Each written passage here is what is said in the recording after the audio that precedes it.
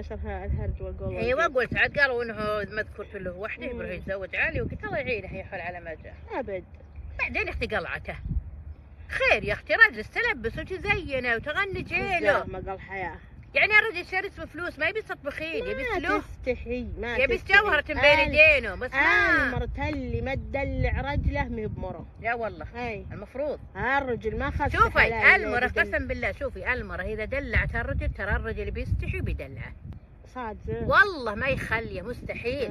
لا تقولين واحدة تقول انا مدلعت رجلي ومعطيته وعطيته، لا مدلعته بشيء ما كملتي بعض الاشياء يا حبيبتي. لازم تكملي الرجل يستحق حقوق كمليه له، اعطيه كل ما يبي وتزيني وتلبسي له وتعطري له واضحكي وارقصي له، خلاص يعني ما يبي من شيء يعني هو. ما بنت حلال هالحريم هالوقت يا وما الوحده تقول داخلة دورة تطوير الذات.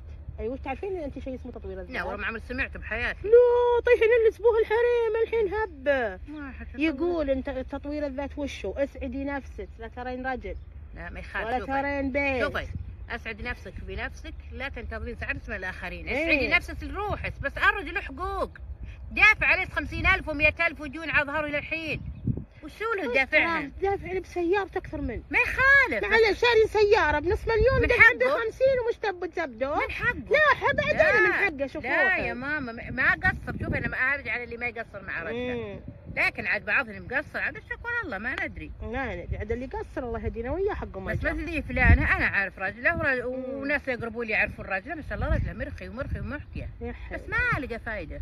وانا اشوف البعرين تقدر توجه لها قومي لا والله قد وطفت وياك. والله جن.